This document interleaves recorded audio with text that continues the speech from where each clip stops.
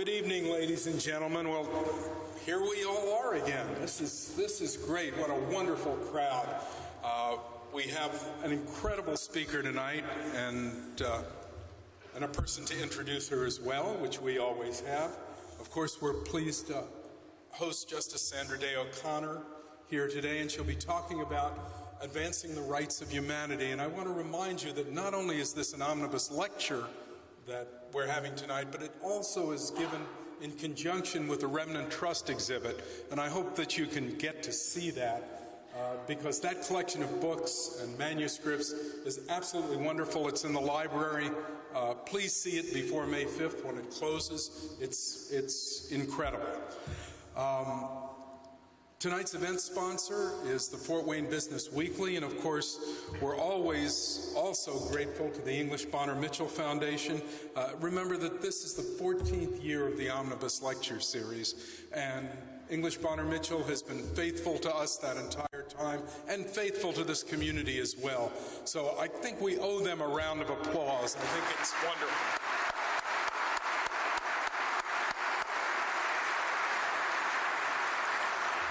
Our media sponsors are Wayne TV, News Channel 15, and Northeast Indiana Public Radio. We are, of course, grateful to them as well.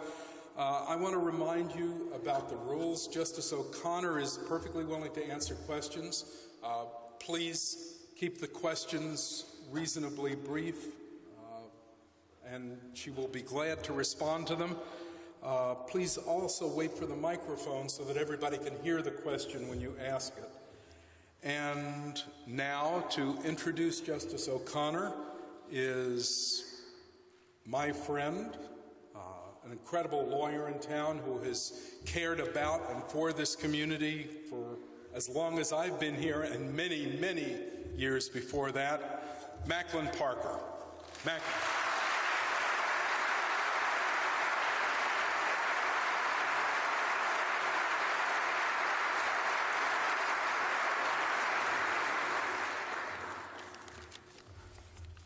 Thank you, Chancellor. My, what a great crowd there. I have the great honor of introducing our speaker tonight. We all know many things about Justice O'Connor's public life, outstanding career in her public life. She was serving on the Arizona Court of Appeals when Ronald Reagan, President Reagan, in 1981, appointed her as the first woman to the U.S. Supreme Court. She served on that court for 24 years. Anyone that knows the justice thinks that she will deny strongly and certainly take issue with anything that I would say about the importance of her role on the court there. I believe that all I could say with a great deal of understatement is that while she served on the court, she was very influential there. She also served with great distinction on the Iraq War Study Commission, and that was chaired, of course, by former Secretary of State Baker and former Indiana Congressman Lee Hamilton. In addition to doing many other things, she currently also serves as the Chancellor of William and Mary College. And she just started a brand new website called ourcourts.org. And while it's not this is to teach young people about government and about civics. And while it's not part of her normal address tonight, if someone will ask her a question about that, I'm sure that she would be interested in speaking about it. In addition to her public life, there are some other things that you might find of interest. She is a mother of 3 boys and 6 grandchildren. She grew up on a ranch, and she certainly knows her way around horses. As proof of that, she was recently inducted into the Cowgirl Hall of Fame. One of the few people to be inducted into the Cowgirl Hall of Fame. She learned to drive at age 8 and how to change a tire on a pickup by herself at age 15. She also knows her way around the golf course. She has a hole-in-wonder credit. The last time here, she played Sycamore Hills, and while she had a love affair with some of Sycamore's famous water holes there, at the end of the day, she was a big winner of the minor bets that were made. She's an accomplished skier, and that's where we met the O'Connor family over 30 years ago. She enjoys tennis, and she loves to fish there. She's the author of a number of books, ranging from very scholarly works about the courts and the law to children's books about her favorite pony when she was growing up. She has boundless energy. While on the court, she led all the clerks in the morning in aerobics. She's a cancer survivor. And a guest speaker, she's absolutely fearless. She, even to the point of taking on the comedians in an appearance on Comedy Central. Who knows, someday she may host Saturday Night Live. She's an inspiration to people worldwide, particularly to women, where she has been a real trailblazer, and she has surmounted so many barriers. And above all, she has a wonderful sense of humor. She's always optimistic, always enthusiastic, and just a delightful person to be around. This is her third trip to Fort Wayne. Her topic tonight, as Chancellor already indicated, is advancing the rights of humanity. It's my pleasure to introduce the Honorable Justice Sandra Day O'Connor.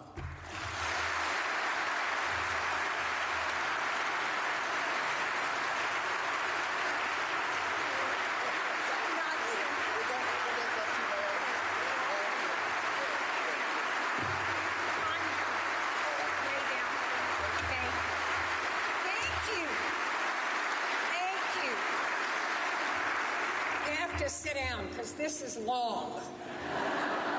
You're going to need your rest, I think. I thought this was supposed to be a very serious event, so no Comedy Central tonight. You're going to have to concentrate. But we'll have a question and answer time at the end, and maybe that'll be a little livelier. My topic is advancing the rights of humanity. And it is a privilege to take part in this omnibus lecture series. It's a wonderful program that's gone on for more than a decade, and it has cultivated the exploration of a good many issues and a great many ideas. You've attracted an impressive list of speakers over the years, and you've gained the participation of not only the academic community, but the larger community in which you make your homes. And these are good achievements, and I'm very pleased to be part of it. This year is particularly special. In conjunction with this lecture series, you're hosting a collection of documents on loan from the Remnant Trust, as you've heard.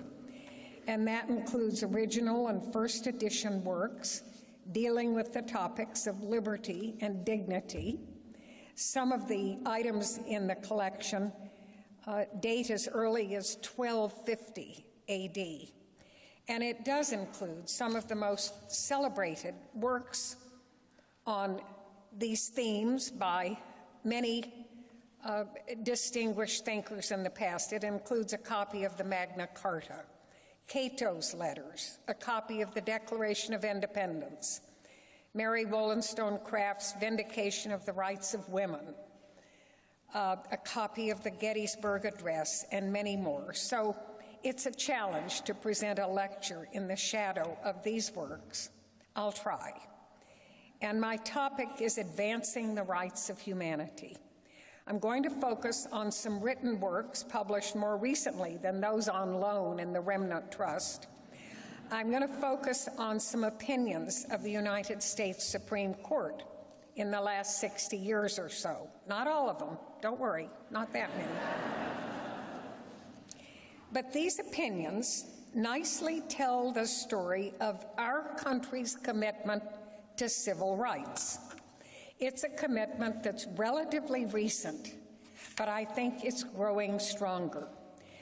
I think the Supreme Court had a lot to do with this progress, and that's the main point I want to make tonight.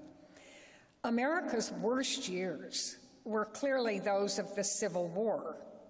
In the decades that followed the Civil War, American society was deeply and officially segregated by race. Blacks could not sit with whites in restaurants or on buses. They could not buy homes next to whites. They could not even attend public schools with white children. Women had not attained the right to vote. The courts had not recognized this intrinsic importance of freedom of speech and expression, or of a free press, or religious freedom. The Bill of Rights, which was approved in 1791, was considered applicable only to the federal government and not to the state and local governments, where most of the treatment of criminal suspects and defendants took place. And today, all of that has changed, largely because of cases and decisions on individual constitutional rights handed down by the Supreme Court of the United States in the last half of the 20th century. And those rulings and the nation's response to them are the defining moments of the legal system in the century just ended, the 20th century. Some people, if they think of the Supreme Court at all, and most don't, think of it in its late 20th century role as the defender and sometimes creator of individual rights. For much of its history, though, the Supreme Court had little to say about the Constitution's guarantees of individual freedoms. At the turn of the 19th century, the docket of the Supreme Court was dominated by property issues. The constitutional questions the court did decide concerned the division of authority between the states and the federal government, and the allocation of power among the branches of the federal government. But as the 20th century progressed, evolving notions of individual liberty and efforts to balance that liberty with governmental power and the commands of citizenship became the very heart of judicial decision-making at the Supreme Court. Now, why did the Supreme Court assume that unaccustomed role? And how were this nation's historical promises of equality suddenly brought to fruition? In the early 1900s, while the wounds from the Civil War were still healing, waves of immigration rapidly expanded both the size and the diversity of our country's population.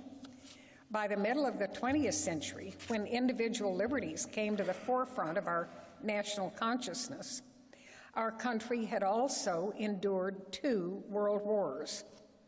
Service in the military managed to merge different ethnic and racial groups and prompted them to imagine the ways in which maybe they could live and work together in peacetime as well as in war. And women who did not even gain the right to vote in the United States until the 19th Amendment in 1920. Women also had been integrated into the workplace during the wars because the men went off to fight and the women took the jobs. And the changing face of the population, the forever altered role of women, and the hopes and expectations of a new generation of racial and ethnic minorities prompted the civil rights movement in mid-century. Now, much of that movement centered on litigation at the United States Supreme Court, and the range of rulings that emerged had a profound impact on our country. In the past 50 years, the Supreme Court's decisions on individual rights have recognized for the first time many of the freedoms that Americans today just assume are our birthright. Among them are the right to speak freely and advocate for change, the right to worship as we please, the privilege of political participation. For example, not until the 1960s did the court acknowledge the constitutional right of the media to criticize public officials. And it was in that era that the court first guaranteed all indigent criminal defendants the assistance of a lawyer at public expense if they couldn't afford it.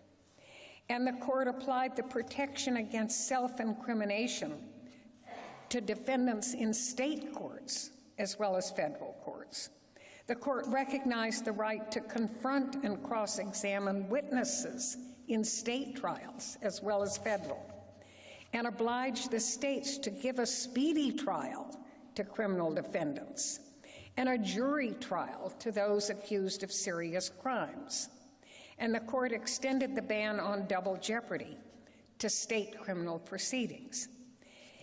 In the 1960s and 70s, the court also struggled with issues of personal privacy and procreative freedom, addressing in Roe versus Wade, as you'll remember, a question that has deeply divided and still divides the American public: whether and to what extent the Constitution protects a woman's choice to have an abortion.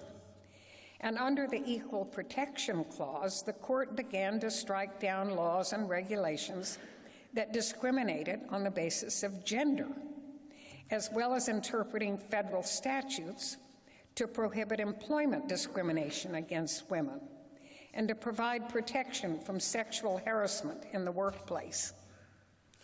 Now, the centerpiece of the Supreme Court's decisions on individual rights, the centerpiece is Brown versus Board of Education, which mandated the desegregation of public schools.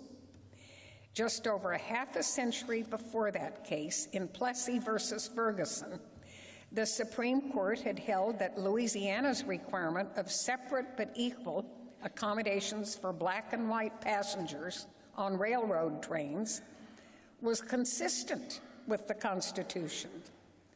But in 1944, the court announced that it would give closer scrutiny to laws that treated one race differently from another. Shortly after that, the court declared unconstitutional the exclusion of blacks from state primary elections and prohibited job discrimination against black railroad workers.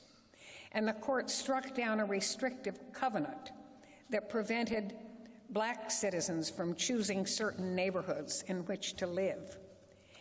It was those decisions that led up to the unanimous ruling in Brown versus Board of Education in 1954 that racial segregation in public schools was unconstitutional. By that ruling, the court once and for all abandoned the idea that separate public accommodations could be equal ones. Brown became the basis for subsequent decisions, striking down different forms of segregation through the South, in parks, beaches, traffic courts, theaters, railroad cars, bus terminals.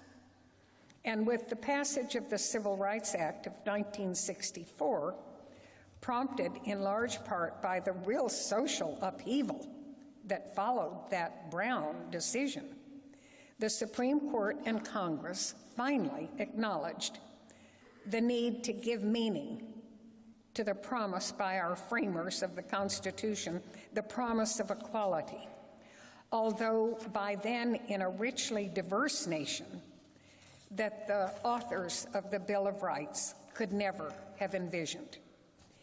Now, once judicial review became the tool for implementing reform and change, the court's acknowledgement of a particular legal right often would lead other litigants to put forward their claims to new and different rights.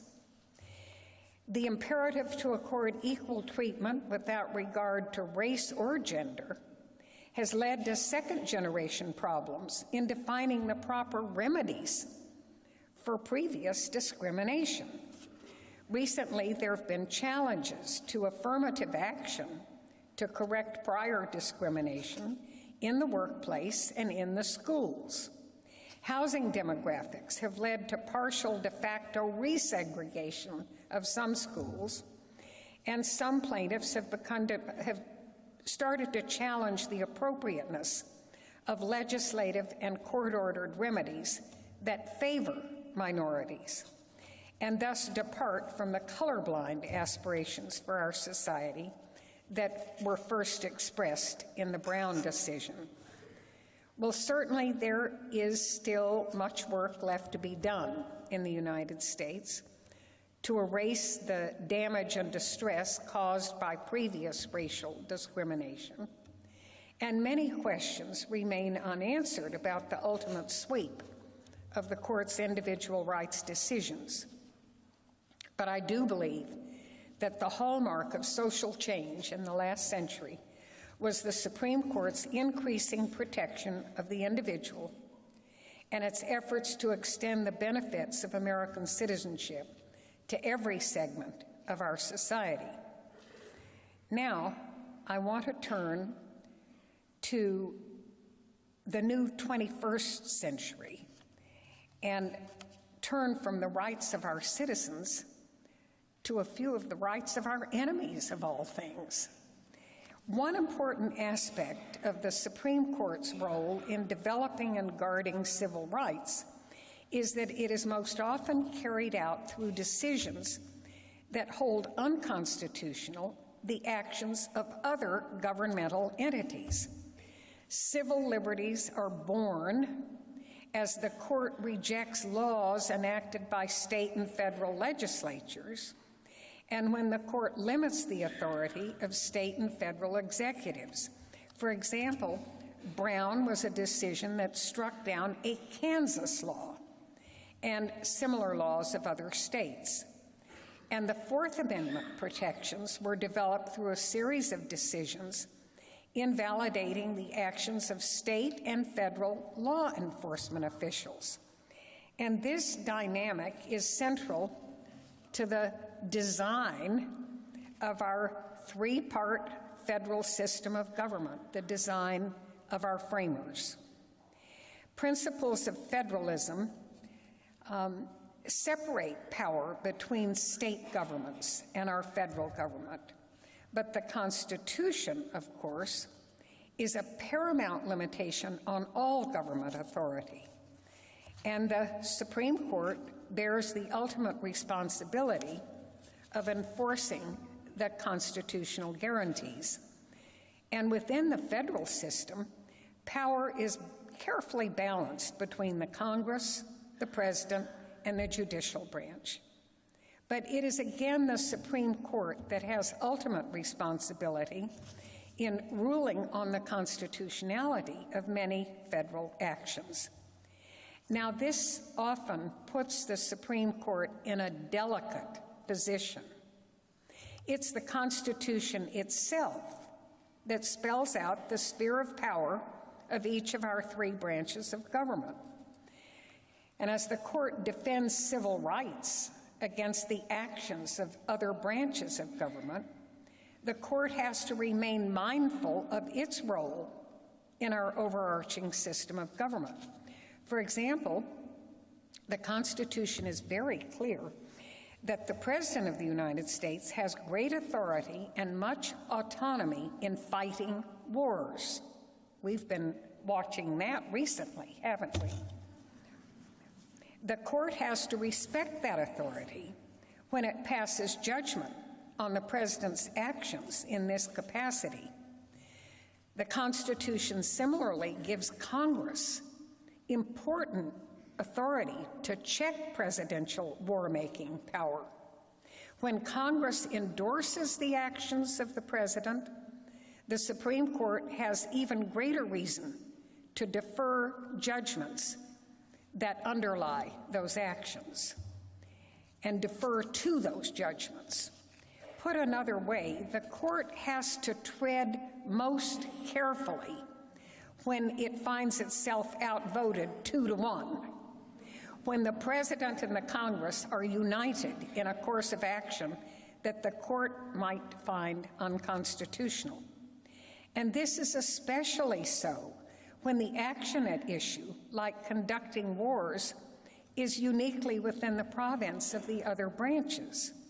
This doesn't happen too often, but it tends to happen when core civil rights are threatened. This makes good sense. The court can be most confident of the necessity of its intervention when the rights at issue are most fundamental. Now, generally, the best strategy for the Supreme Court when it's placed in this pinch is to act carefully and incrementally. It should give ample opportunity to the other branches to make their own corrections, to decide how best to respond to the constitutional roadblock. The Supreme Court's recent efforts to recognize and defend the civil rights of those persons designated as enemy combatants by our president is a good example of this strategy at work. The court fulfilled its obligation to enforce the strictures of the Constitution through incremental yet deliberate decisions, and these decisions left room for the other branches to respond, to control the means by which to align our conduct of war within the Constitution's guarantees. Ultimately, I think this approach bore fruit, but that's the story I want to sketch for you. And I'm going to start by describing a conflict between the executive and judicial branches of the U.S. government. Not long after the outbreak of war, the President of the United States altered the traditional understanding of civil liberties by finding that standard jury trials could not meet the necessities of wartime. In an effort to remedy the situation, the chief executive determined that some defendants should be tried by special military courts rather than traditional juries. The United States Supreme Court rejected that idea, however, finding that the military courts lacked jurisdiction over the defendants who were U.S. citizens. Now, this conflict sounds as though it comes directly from recent pages of the New York Times, but the events I just described predate the birth of that newspaper. Instead of describing President George Bush and the War on Terror, I just described President Abraham Lincoln and our Civil War of the 1860s. President Lincoln decided that wartime needs required him to suspend the constitutional right to a writ of habeas corpus. In Ex parte Milligan, our Supreme Court held that military tribunals did not have jurisdiction of civilians who were suspected of aiding the Confederacy so long as the traditional civilian courts remained open and functioning. Justice David Davis's opinion for the Supreme Court noted, in language that has taken on new resonance today, that the Constitution provides law for rulers and people equally in times of war and peace. Now, I started on this historical note because it is important to remember that this is not the first age or time in which governments have considered how best to strike that delicate balance between protecting civil liberties on one hand and protecting national security on the other. There are distinctly novel aspects to our modern struggle against terrorism, but there's continuity in addition to change. History doesn't give us all the legal answers, but it often helps us, at least in asking the right legal questions. We have to be skeptical of arguments that try to minimize the very real dangers of the present conflict we face. While quite some time has passed since a terrorist attack occurred within the United States, the absence of an attack does not mean the enemy has been vanquished. About 2 years ago, several deadly car bombs were discovered in densely populated areas of London. Attacks against airports in the UK and in Germany were narrowly averted. Suicide bombings have become so commonplace in parts of the world that they don't even make the nightly news. And those who would make no restrictions on personal liberties might do well to remember the thoughts that U.S. Supreme Court Justice Robert Jackson expressed in a dissenting opinion in a case involving the freedom of speech. The choice is not between order and liberty, Justice Jackson wrote. It is between liberty with order and anarchy without either. Justice Jackson famously warned that unqualified demands for liberty threatened to convert the constitutional Bill of Rights into a suicide pact. Well, looking at the past reveals that the United States has not always struck the right balance between national security and civil liberties. Maybe the most disturbing example of a failure to safeguard civil liberties was illustrated in that case called Korematsu versus the United States. In that case from World War II, our Supreme Court considered whether American-born citizens of Japanese descent could be put into internment camps because of their ancestral background. Although Justice Hugo Black's opinion for the Supreme Court conceded that all legal restrictions which curtail the civil rights of a single group are immediately suspect, he nonetheless found that national security demanded that all citizens of Japanese ancestry be segregated from the West Coast. Now, Justice Jackson, again in dissent, contended that placement of the court's imprimatur on the internment camps struck a deep blow against liberty. Once judicial opinion rationalizes such an order to show that it conforms to the Constitution, the court for all time has validated the principle of racial discrimination in criminal procedure and of transplanting American citizens. The Korematsu opinion, Justice Jackson feared, lies about like a loaded weapon, ready for the hand of any authority that can bring forward a plausible claim to an urgent need. Well, since World War II, thankfully, no official of our government has reached for that loaded weapon, even in our current time of anxiety. It has not been proposed that we remove the liberty of an entire group of our citizens solely because of their race, religion, ancestry, or some combination of it.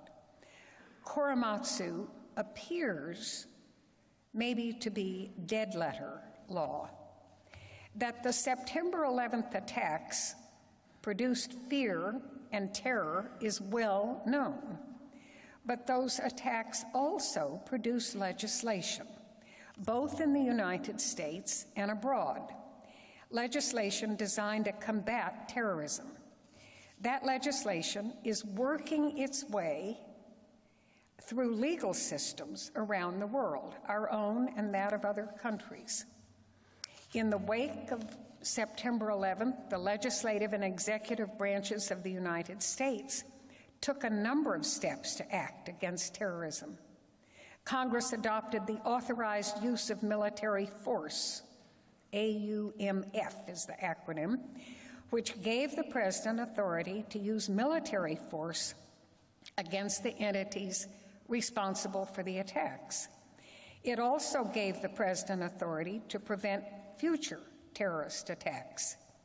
Using this law, the President sent U.S. troops to Afghanistan to wage war against al-Qaeda and the Taliban.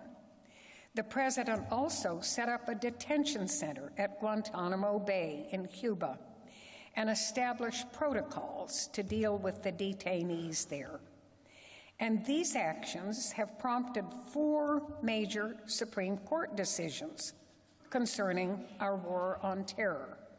They are Hamdi versus Rumsfeld, Rasul versus Bush, Hamdan versus Rumsfeld, and the latest, Boumediene versus Bush. In the first of these cases, Hamdi, our Supreme Court considered the case of Yasser Hamdi, an American-born citizen who was captured on a battlefield in Afghanistan. He was brought back to the U.S. and designated an enemy combatant.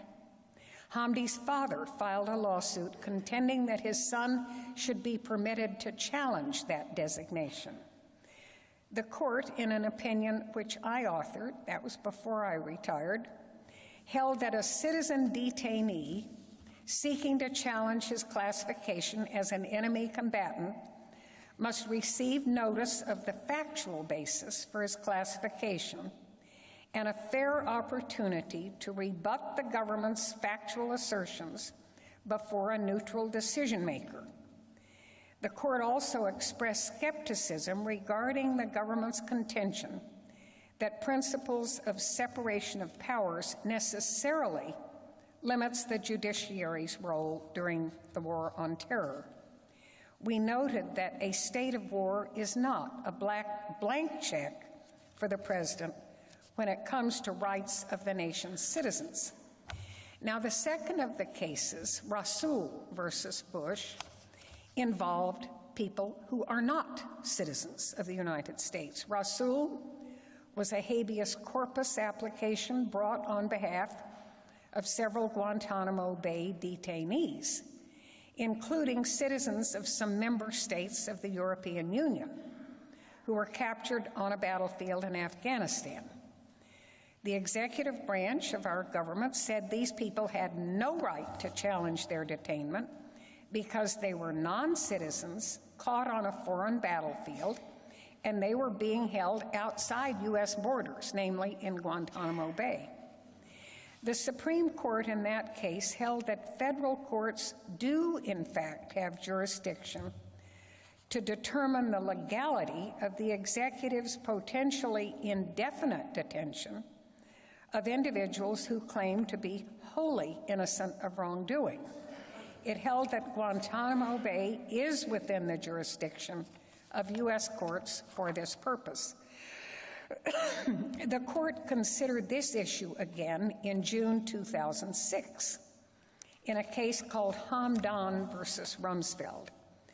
This time, the president argued that an act of Congress, the Detainee Treatment Act, stripped the courts in this country of the authority to review habeas corpus challenges brought by detainees.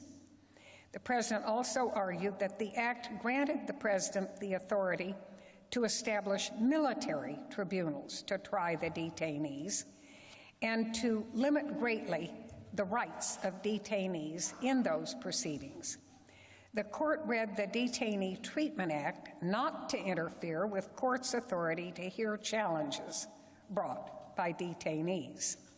The court determined that Congress had authorized the executive branch to try suspected terrorists in military tribunals only in exceptional circumstances. But the court set the standard procedural rules of courts-martial as the baseline to be used in such trials, rather than the more limited rights the government had provided. And while the administration is permitted to change or adapt those rules, it has to demonstrate that using the standard courts-martial rules would be impracticable. 4 members of the court in the Hamdan case also wrote they thought the proposed military tribunals violated Article 3 of the Geneva Conventions, which requires that criminal sentences be issued by a regularly constituted court, affording the judicial guarantees recognized as indispensable by civilized peoples.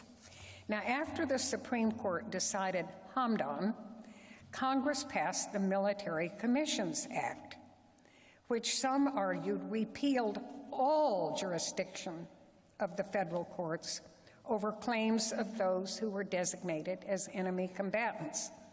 Prisoners in Guantanamo had filed habeas corpus petitions questioning their detainment. And the Court of Appeals for the District of Columbia Circuit said it lacked jurisdiction over those cases under the Military Commissions Act and dismissed them. In June 2008, the Supreme Court addressed this issue in the case of Boumediene versus Bush. This time, the court agreed that Congress had tried to strip courts of their authority to hear habeas corpus challenges brought by the detainees. But it also held that that action was unconstitutional. The court concluded that the United States' exercise of authority over Guantanamo Bay gave the detainees the right to bring claims of habeas corpus in federal district courts. The Supreme Court also held that the procedures authorized under the Military Commission Act, which authorized tribunals to look into the detention of the detainees, were not an adequate substitute for habeas review. And in holding those procedures inadequate, the court relied on numerous factors. It found persuasive the fact that many of the detainees had been seeking release for 6 years already, and that the detainees may be unable to present additional evidence in their favor due to the circumstances of their detention. As the court explained, the laws and the Constitution are designed to survive and remain in force, even in extraordinary times. Liberty and security can be reconciled, said the court, and in our system, they are reconciled within the framework of the law. Now, I'm going to step back and mention one more case involving a detainee at Guantanamo Bay. In Boumediene, the Supreme Court decided the procedures established in the Military Commissions Act were not an adequate substitute for habeas corpus. There was a man named, I don't pronounce it right probably, Huzaifa Parhat, who's a Chinese Muslim who had been held at Guantanamo Bay for more than 6 years. Parhat did not ask for a writ of habeas corpus. Instead, he applied for relief under the very provisions of that Military Commissions Act. He believed that the evidence that he was not an enemy combatant was so strong that he was willing to seek the more limited review under the Military Commissions Act in hopes that his claim could be dealt with more quickly. In 2 short weeks after the Supreme Court handed down Boumediene versus Bush, the District of Columbia Circuit Court of Appeals decided Mr. Parhat's case. Much of the evidence in the case was classified, and so the opinion that released to the public was stripped of names and of identifying information. But the D.C. Circuit Court completely agreed with Mr. Parhat and ruled that he was not, in fact, an enemy combatant. In the materials that the court did release, they directed the government to either release Parhat or present more reliable evidence at an expedited tribunal. And since that case, a few more detainees have successfully challenged their enemy combatant designations. Now, I think I can safely say that these decisions I've mentioned tonight do reflect the Supreme Court's commitment to uphold civil rights while trying to strike that delicate balance between the power of the courts and that of the executive and legislative branches. And as Congress and the President more forcefully asserted their authority, as they did with the Military Commissions Act and other actions, the Supreme Court was in turn obliged more clearly to draw the bounds of the Constitution's guarantees of civil rights. And I think that tension built and culminated in the Boumediene case, which I mentioned, in which the court was forced to confront the combined power of the executive and legislative branches. Now, constitutional guarantees having been reconfirmed, I think the tension has dissipated somewhat in the intervening time. 2 days after taking office, President Obama signed an executive order to close the military prison at Guantanamo Bay within a year. He ordered a review of all of the evidence collected against each Guantanamo Bay detainee. On the basis of this review, each so-called enemy combatant is to be either transferred to another country, criminally prosecuted in our civilian courts, or otherwise dealt with pursuant to lawful means consistent with national security and the interests of justice, according to the order. The Secretary of State was ordered to take diplomatic measures to secure the transfer of detainees to their home country or another nation. The Department of Defense was ordered to suspend all military commissions pending the outcome of this review process. In a memorandum signed the same day as the executive order, President Obama also called for a similar review of the status of Ali Salah Khala al-Mari.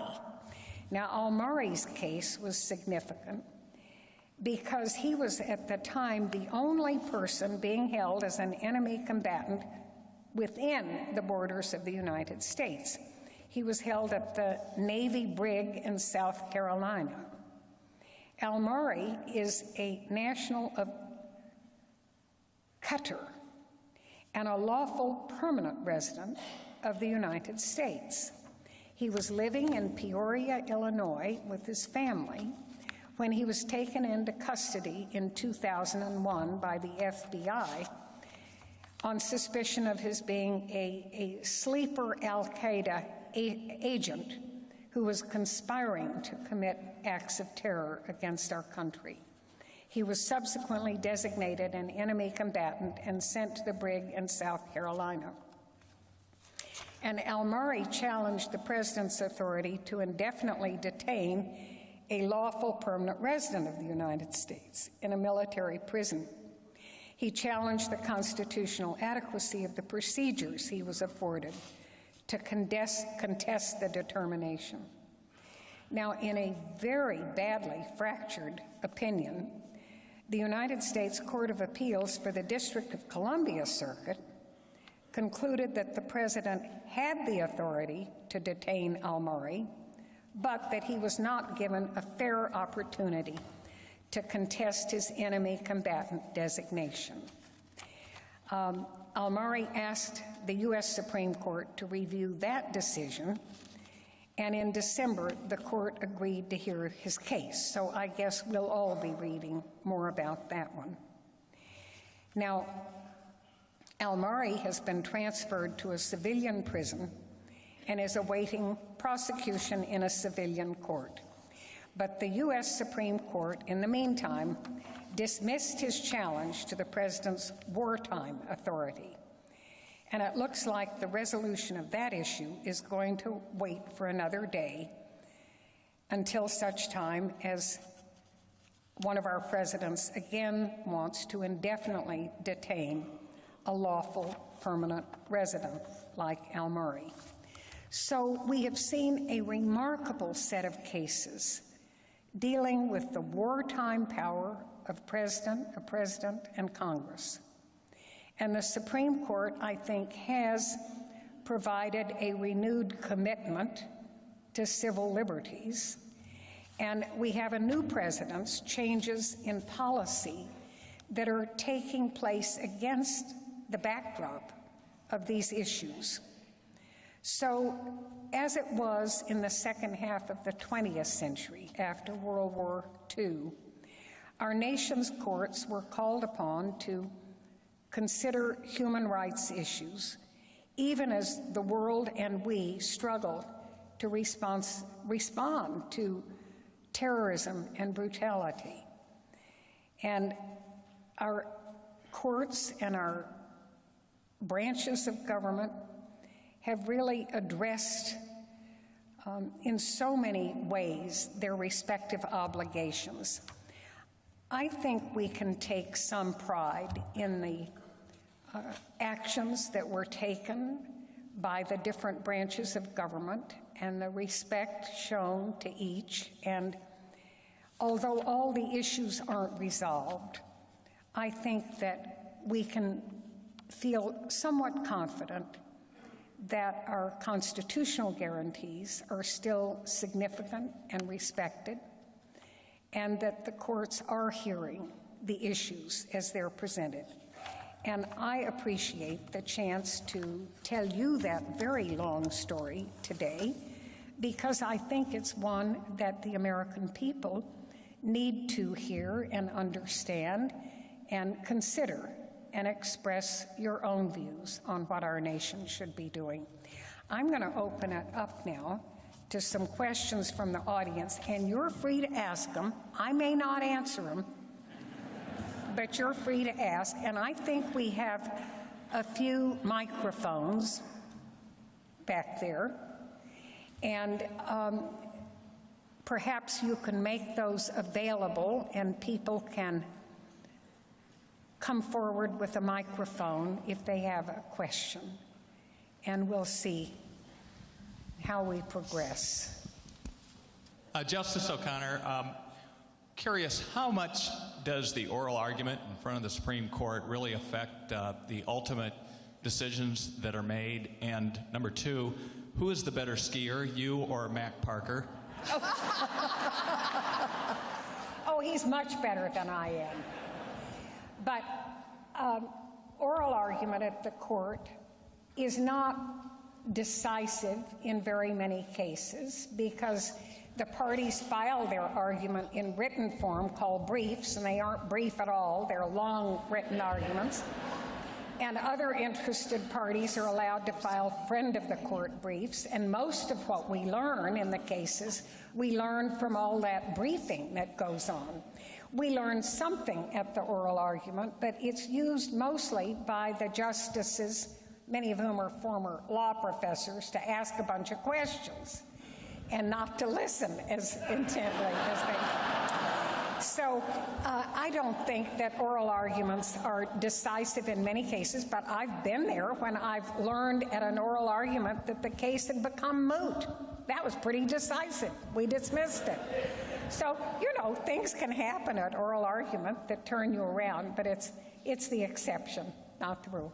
Okay, 2 more questions, and then we're going to let you go home. You've been patient for a long time. Yes, I loved your speech, and I felt that you chose your words very carefully, and a couple of the words you chose were incremental decisions, and it seemed that one of the themes of your speech was this gradual change and the gradual progression of our civil liberties and independent liberties. Am I to take it that's an important point to take from your speech, even though so many of us are impatient to see more changes? Yes, but I think incremental change, especially when the court is acting against, in a sense, the wishes of the other 2 branches of government, requires a great deal of caution and care. Okay, anybody else? Last question. Justice, yeah? If no one else will ask you about your new website, ourcourts.org, I certainly will. Oh, Would Mac you please Parker. comment on that? Huh? Yeah. Good for you. Thank you. One of the things that I have become increasingly concerned about as an old lady and an old retired justice is the lack of education in civics and government and American history in our nation's public schools. Now, about half,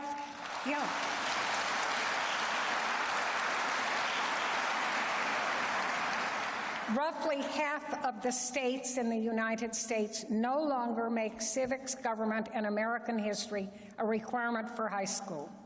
Imagine that. I mean, the reason we started public schools in this country was to try to educate young people to be productive citizens, and we're not doing it.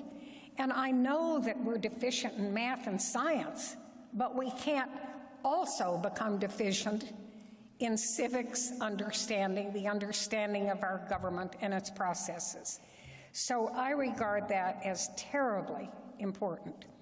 And I've been a judge, so naturally my first focus was on the judicial branch, and I have happily, with the help of many people, been able to put together a free website that I hope will be used in every middle school in this country, dealing with the judicial branch of government, state and federal. And it has a lot of information in it. It's very easy for teachers to use. All they need is a computer screen. And all kinds of fun exercises are included in the material. And as of this summer, the website will include some games that young people can play on their own if they wish, giving actual factual situations that raise legal issues, and they can learn to play the role of lawyer and or judge and learn a lot in the process. I'm very excited about it. And I've sat in 2 middle schools, and